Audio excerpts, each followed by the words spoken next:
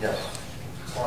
Bipartisanship. Sometimes it comes difficult and it doesn't come as complete as we'd like it, but it has.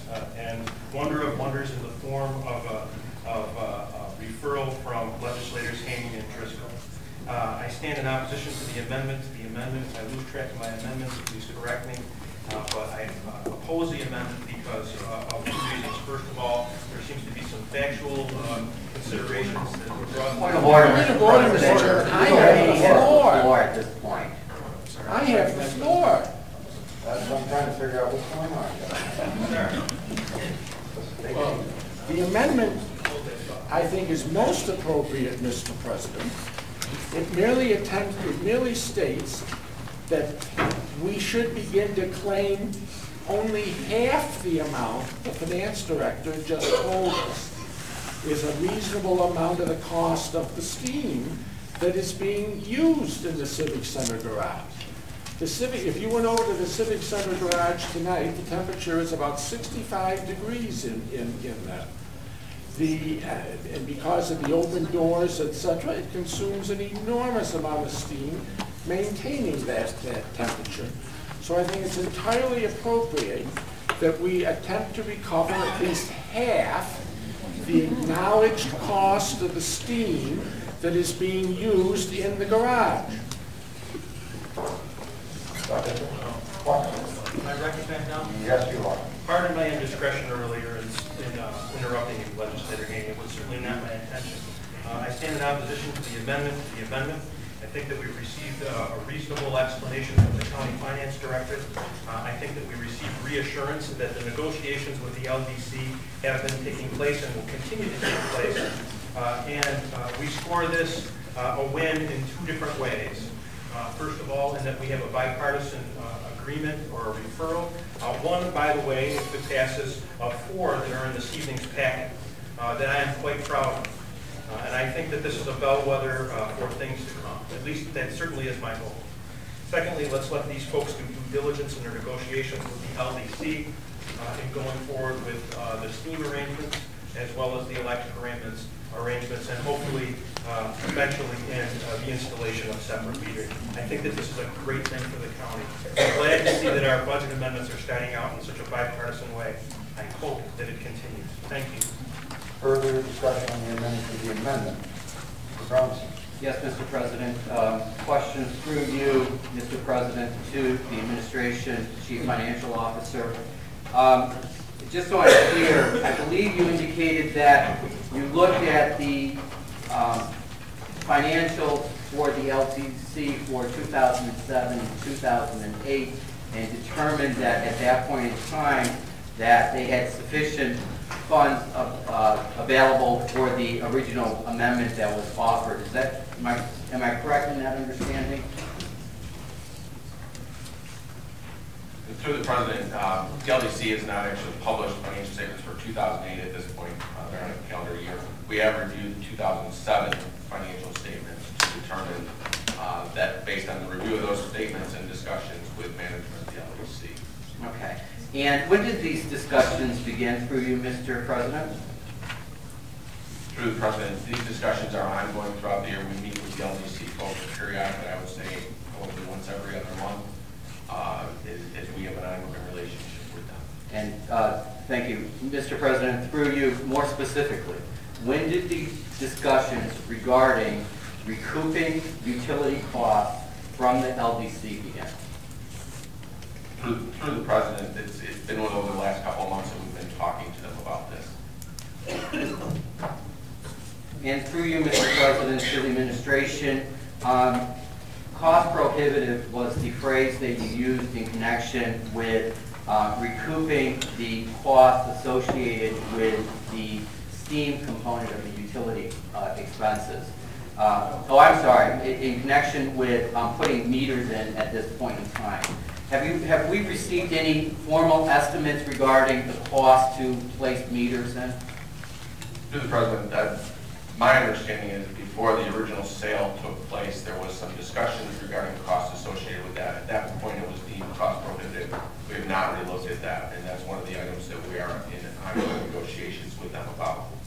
And through you, Mr. President, refresh my recollection, and for the record, when did this sale take place?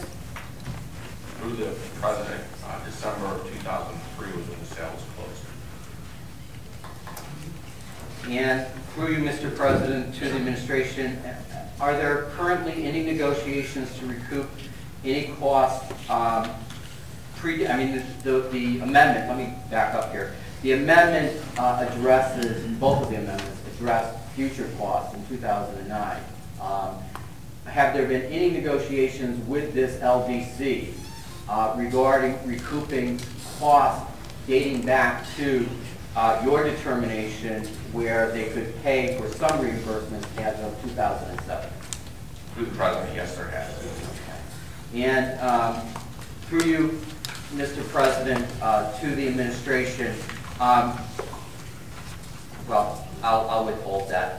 To the amendment, and I'm talking to the $400,000 proposal that Mr. Haney has placed.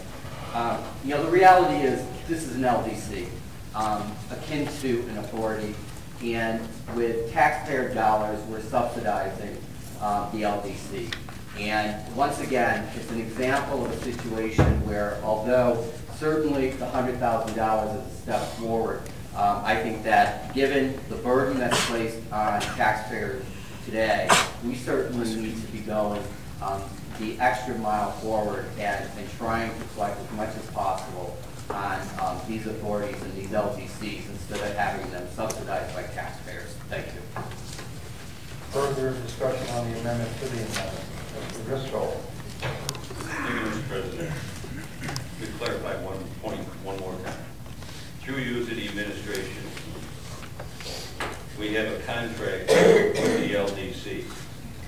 Does the contract give us an option to charge for the steam heat? Through the president, no, it does not. So, therefore, the amendment to the amendment, according to Mr. Haney's logic here, is for the heat, and therefore not within our contractual ability to charge for it.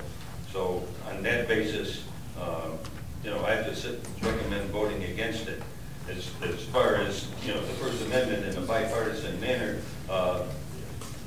we offered this thing, and when I put this together, it was my discussions with my colleagues and with the administration that I would like to have a Democratic second on this, so we had a bipartisan approach, but apparently bipartisan approach raises all kinds of suspicious minds where we need to cross-examine and imply things that don't exist. The fact of the matter is that the city has parking garages and they're subsidizing them. They have to give them cash to keep them going. We went this route and we are not providing cash. It is in their contextual obligation for us to provide the heat in there.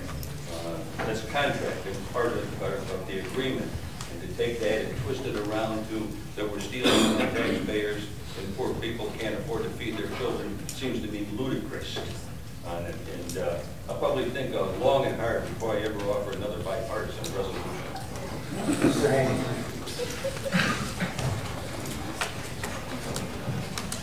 Mr. President, I just don't perhaps in this great spirit of bipartisanship. Mr. President, just in case Mr. Haney says something profound, I'd like to be able to hear him. Yes.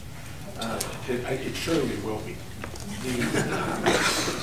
I just wanted to note, Mr. President, that in this great spirit of bipartisanship, I think things might have worked a little bit differently if I'd known that I was going to be invited to second something more than about 7 minutes ago. But I have one question. Who is the Chief Financial Officer of the LDC? Civic Center Parking Garage, Inc.?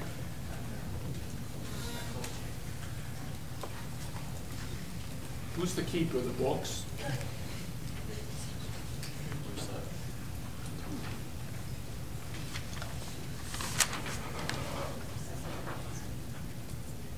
To the president, off the top of my head, I do not know who the treasurer is of the LDC by position.